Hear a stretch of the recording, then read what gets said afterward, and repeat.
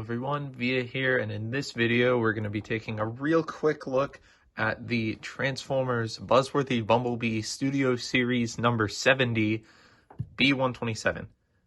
So real quick before we get into anything, I apologize if this video seems a little bit shittier than usual because I'm trying to do this really quick. This figure is a piece of garbage, by the way, just getting that right off the bat. I'm just doing a quick video on it before I actually go and return it. Just to tell you guys not to buy it because it's terrible. But we'll get into that here in a second. Before we get into the toy, we're going to look at the box. And I don't like the Buzzworthy Bumblebee boxes, especially the Studio Series ones. Like, I like the yellow. I think I like the color. I do like the regular Studio Series boxes, how they're like nice and black. And they look classy, but I think this stands out on the shelf a lot better. I don't like this Bumblebee head here. Doesn't make any sense, considering no Bumblebee, as far as I know, looks like that. It's just a generic head. And you can see we got some other characters on the side, like we got like Cyberverse Optimus Prime. That's Earthrise RC. Can't tell what, I think that's, looks like Mirage, but I can't tell what art that's supposed to be. On this side, we've got the Cybertronian Bumblebee concept art from the Studio Series. On the back, you've got product shots, and you can see the thing. And just like all normal Studio Series figures, this guy does include the backdrop, which is of the Cybertron that we saw in the Bumblebee movie. So, they have that. Oops, on the camera. Now, as I previously stated, this figure is not very good. It looks really nice. We're going to get in a little bit closer here. It looks very good, and that's why I bought it. It visually looks very, very nice. I like the way the chest looks with the curved front there. I love the head sculpt on this version. This specific Buzzworthy Bumblebee version of this toy has the unmasked head that the off-road Bumblebee had. The standard version of this figure in Bumblebee colors had the masked face, which I wasn't a big fan of. I think this looks way nicer. The gray is a lot darker, and the yellow is a lot... it looks much more yellow on camera than it actually is. In fact, the paint and the plastic stands out as different a lot more on camera, but this is a much more orangey yellow. If you can kind of think of what a lot of the like Revenge of the Fallen Bumblebee toys kind of were colored like, it's very similar to this.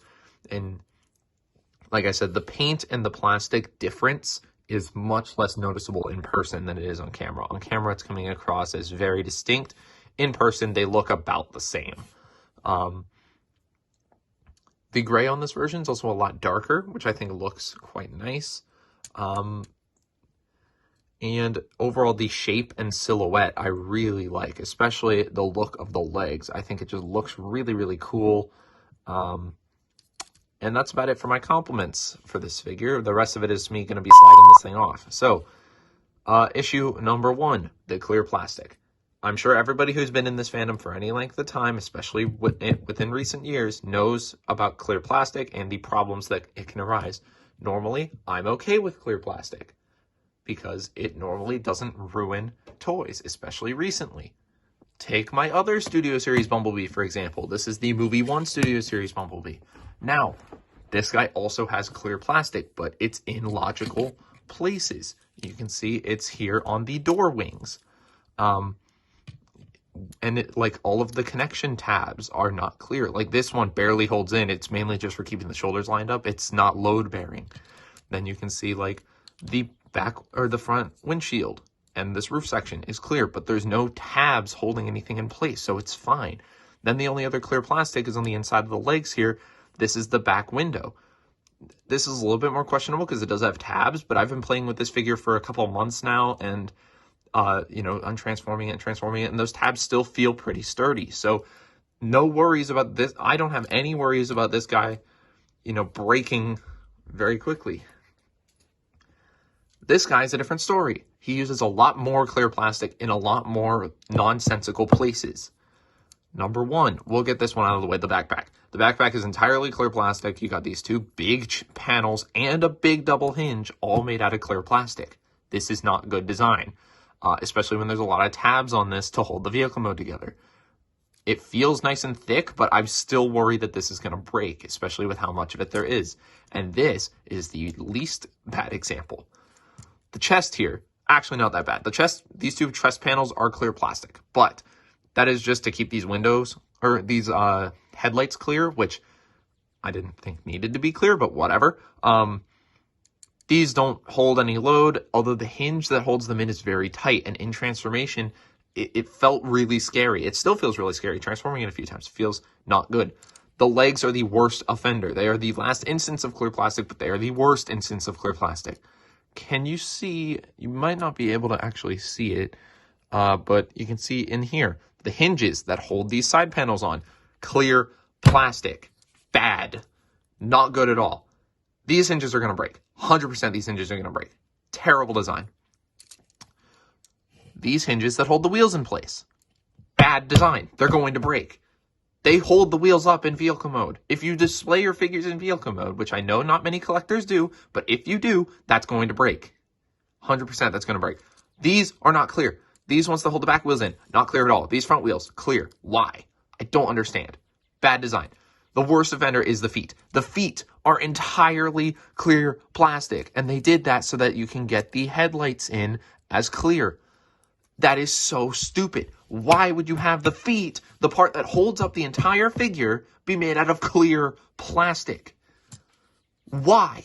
And especially since they're on ball joints. They're on ball joints. The sockets are clear.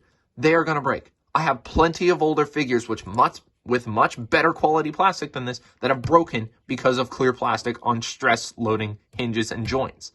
This is terrible design. No idea why they decided to do this. I don't think anybody would have complained if the headlights were not clear plastic. You've seen, in the same wave as this, we got the Buzzworthy Bumblebee Cup and Cliff Jumper that don't use clear plastic at all. And people love those figures. I love those figures. That Cliff Jumper looks so good without the clear plastic. Cup looks actually correct without the clear plastic. No one is complaining about not having clear plastic windows. Especially not clear plastic headlights that make the feet fragile and terrible.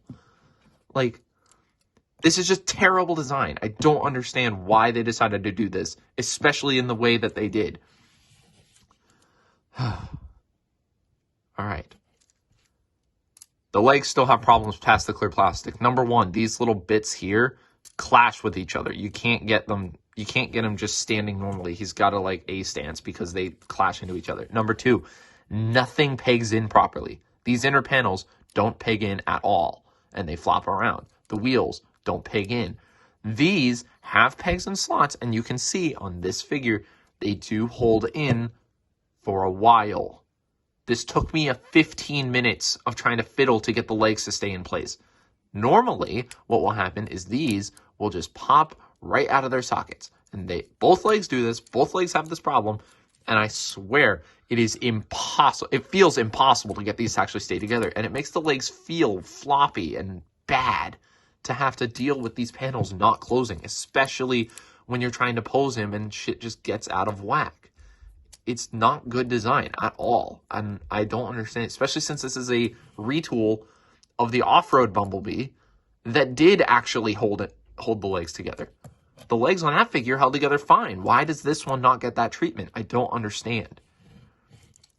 Let's do articulation real quick, and then we'll get into the transformation, and I can show you that clear plastic much better. So the head is on a ball joint at the base, and then it actually has a hinge right there for transformation.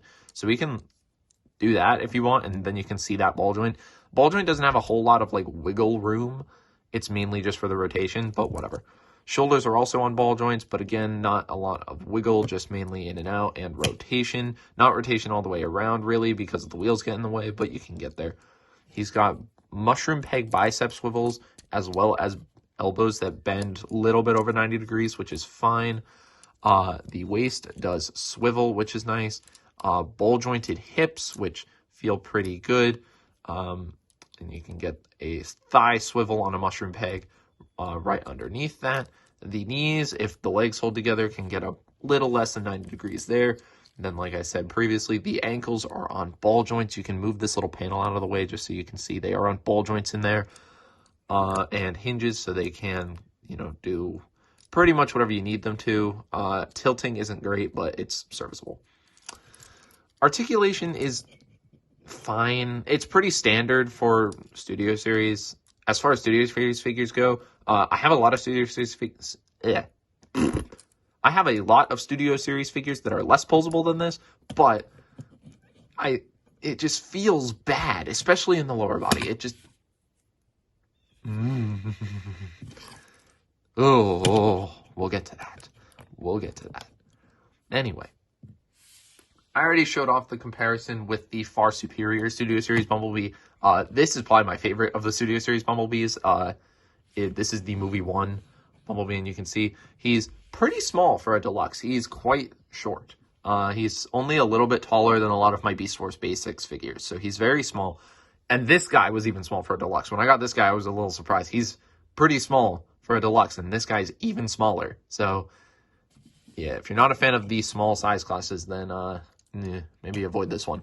But this guy just feels much better. Even with mine having a hip defect where, like, the hip pops off and doesn't really work properly, it still somehow feels better than this figure, which has perfect QC. It doesn't make any sense. If you want a Studio Series Bumblebee, get either this one or the Revenge of the Fallen one, or even the Off-Road Bumblebee is much better than this one. Avoid this. Or avoid this one. Get this one. Avoid this one. Yeah, we'll do another comparison in vehicle mode. For now, we got to get to the vehicle mode. So, unlike in all my previous reviews, just in order to speed things up, I'm not going to go through the transformation in detail. There are plenty of other videos that you can find to review on both this one and the standard version of this figure, and even Cliff Jumper is the same transformation. So I'm just going to speed up the transformation just so we can get straight to the vehicle mode. Okay? All right.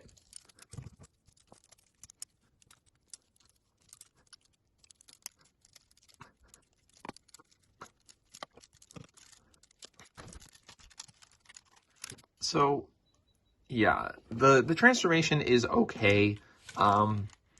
It's not amazing. The legs are kind of clever, but honestly, it's more fiddly than anything.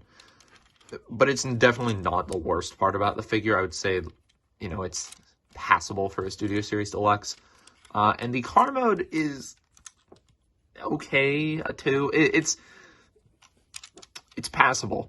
There's a reason that I'm not a huge fan of Cybertronian modes for the most part. Cybertronian alt modes, I find, are just usually an excuse for the designer to just be lazy when designing the vehicle.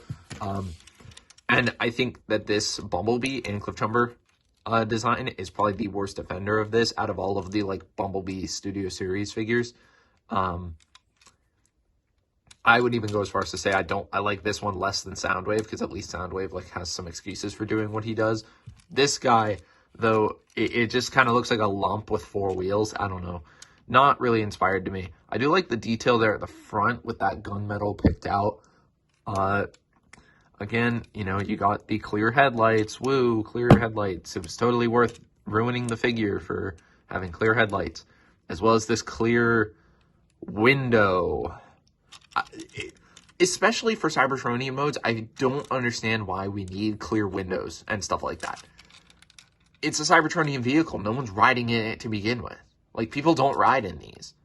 You know? Even in, like, the exception to that rule would be, like, Starsaber having his Brainmaster ride in his jet mode. But, like, in this guy, nobody's riding in this anyway. I don't think it's possible for anyone to ride in this based on the size of the wheels. I don't think there's enough room in there for anybody to actually drive this thing. So I don't understand why we needed to have all of this be done in clear plastic just for a window that barely looks like a window. It looks more like a racing stripe than a window. And, like, I don't get it. I don't know. Maybe, you know, someone else can explain it to me in the comments. You know, if you like this figure and want to defend it, go ahead, do it down in the comments. Maybe you can convince me, but honestly, I just see no value in this. Especially, like, these wheel pins here are clear. The wheels aren't clear, but the pins are.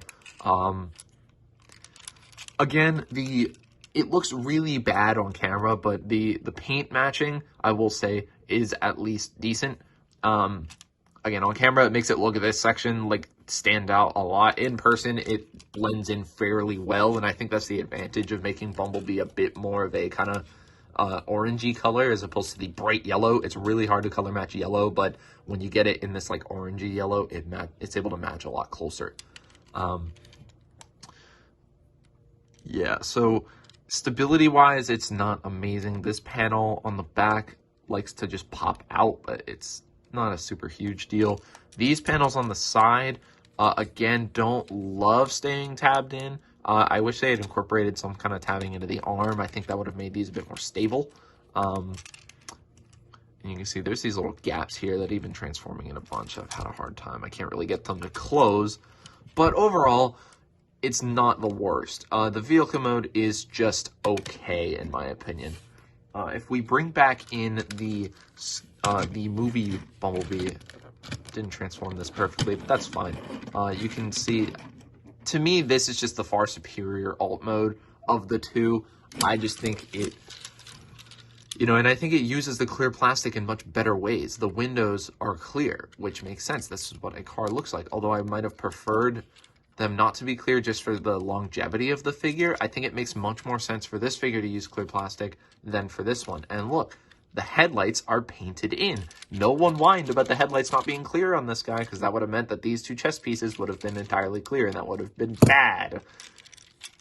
So, yeah, and I overall just think that you're getting more out of this guy, especially in the transformation. We'll talk more about the transformation for this guy in detail in a later video, but I think this one's a little bit more fiddly, but it also does a lot more clever and interesting things than this one. This one just kind of, as you saw, basically just fold the arms in, legs fold, and then you cover it with a panel. Really not that engaging or interesting. One thing that is kind of interesting is the weapon storage, which I forgot to touch on really in the review, but it goes into his right hand, and it's sculpted in a way that it sits over the hand and basically completely covers it, turning it into his arm cannon from the movies, which is pretty nice. I like this weapon. This is neat. I also like how it stores in the vehicle mode. It's a little hard to do, but you can see there's 2 slots in there. Easiest way to do this is not the way the instructions tell you. The instructions tell you to undo this whole panel and then try to tab it back in with this attached. I found it's much easier to just kind of get it in there. There's 2 slots there, and you can see those 2 little tabs there. Just kind of get it in there, and there you go. Just kind of push it in from the bottom like that with the barrel facing forward, and then it'll stay in there pretty good. It'll come out if you tap it like that, but overall, if you're just having it sitting on your shelf, you need a place to put the gun. It works pretty well. This vehicle also rolls decently, which is nice. Especially after, playing with this guy, I have a hard time, and it might just be my incompetence, but I find a lot of Studio Series figures, I have a hard time getting them to actually roll. Especially when this guy's wheels are actually pinned on, which is nice. Even though this guy's are just clipped on with mushroom pegs, they actually roll a lot nicer. But yeah, overall, I just would recommend to stay away from this figure. If you really like the look of it and you don't mind it being a little fiddly to actually get it to look good, then I would say pick it up if you don't play with your Transformers. If you are more of a play-focused collector like I am, I would definitely recommend to stay away from this figure and maybe go for the Off-Road Bumblebee if you want this mold, because it really isn't worth it past the look of the robot mode, in my opinion anyway. But if you disagree, let me know down in the comments. I've been Anovia. Sorry for the lack of videos recently. I'm working on some stuff that I'll be announcing at a later date. Hopefully the videos will be coming soon. But that's been my look at Buzzworthy Bumblebee B-127. And I'll see you guys in the next video. Bye-bye.